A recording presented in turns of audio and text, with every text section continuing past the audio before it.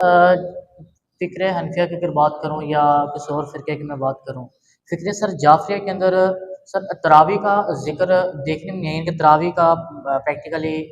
کیا ڈفرینس کیوں نہیں ہے سر یہ چیزیں؟ دیکھیں تراویح کا جو مسئلہ ہے وہ خود فقہ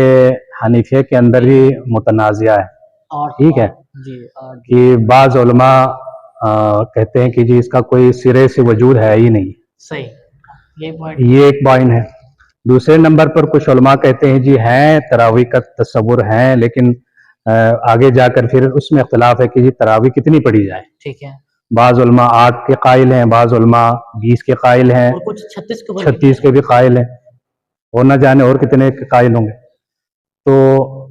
یہ کہنا کہ جی بھئی آپ کیوں نہیں پڑھتے ہیں، خود بیسیکلی آپ اہل سنت کے اندر دیکھیں تو اس پہ غور کرنے کی ضرورت ہے، پہلے وہ کلیئر کر لیں کہ واقعاً اس کا کوئی وجود ہے بھی کہ نہیں، اگر ہیں تو پھر کون سی والی تراویح پڑھنی چاہیے، 8 والی یا 12 والی، 16 والی، 20 والی یا 36 والی، ٹھیک ہے نا، یہ ایک علیحدہ ایشو۔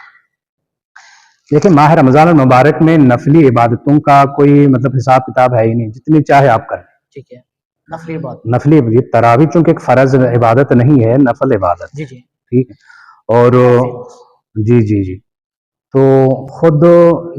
تراویح کے بارے میں کہ تاریخ میں روایات ہیں یا تاریخ نویسوں نے، مورخین محدثین نے لکھا ہے کہ پیغمبر صلی اللہ علیہ وآلہ وسلم کے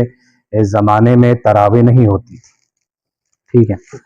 یہ حضرت عمر رضی اللہ تعالیٰ عنہ کے زمانے میں ایجاد ہوئی، ٹھیک ہے، خلیفہ اول کے زمانے میں جناب حضرت ابوبکر صدیق کے زمانے میں بھی تراویح نہیں تھی، خلیفہ ثانی کے زمانے میں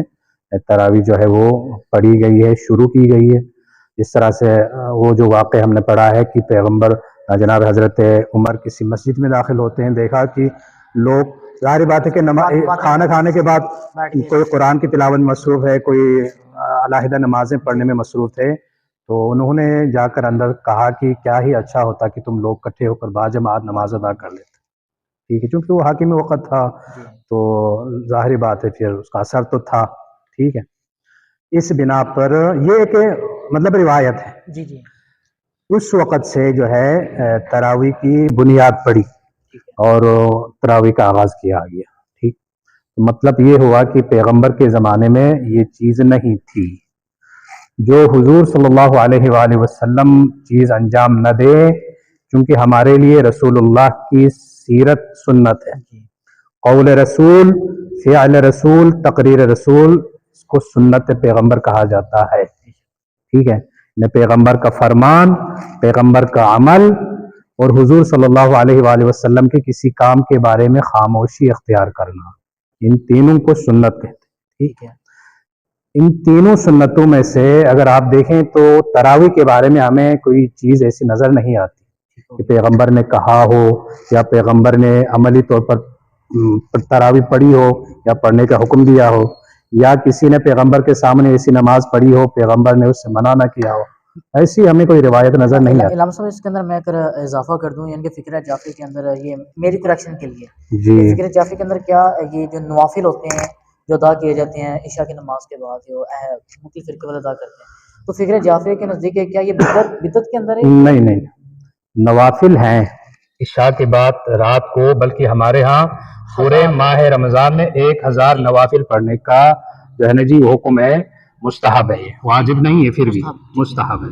تو پھر ہم ہر رات اس نوافل کو مختلف رکعتوں میں تقسیم کر کے پڑھتے ہیں، مثال کے طور پر آج کی رات ہے 8 یا 9 رمضان المبارک ہے، تو آج کی رات پڑھی جانے والے نمازوں کی تعداد علیحدہ ہے، کل کی جو ہے تعداد علیحدہ ہے، پرسوں کی تعداد علیحدہ ہے، کل ملا کر پورے رمضان کے 30 راتوں میں 1000 رکعتیں ہم پڑھتے ہیں، لیکن یہ نافلہ ہے، نوافل ہے، ٹھیک ہے۔ ایک مسئلہ یہ ہے کہ ہمارے ہاں نوافل میں جماعت کا کنسپٹ نہیں، ٹھیک ہو گیا، جماعت صرف واجبات شریعہ کے اندر یعنی فرض نمازوں کے اندر پڑھنے کا حکم ہے، نفل میں واجب جماعت کا کوئی تصور نہیں ہے، کیونکہ نفلی ہے، نفل چاہے آپ گھر میں پڑھ لیں، چاہے آ کر مسجد میں پڑھ لیں، باہر پڑھ لیں، چھت پہ پڑھ لیں، جہاں مرضی پڑھ لیں، اس پہ جماعت کی کوئی قید یا پابندی نہیں ہے، لہٰذا یہ جو تراویح کا جو کانسیپٹ ہے ہمارے ہاں نہیں ہے، باقی جو نوافل پڑھنے کا حکم ہے لوگ پڑھتے بھی الحمدللہ۔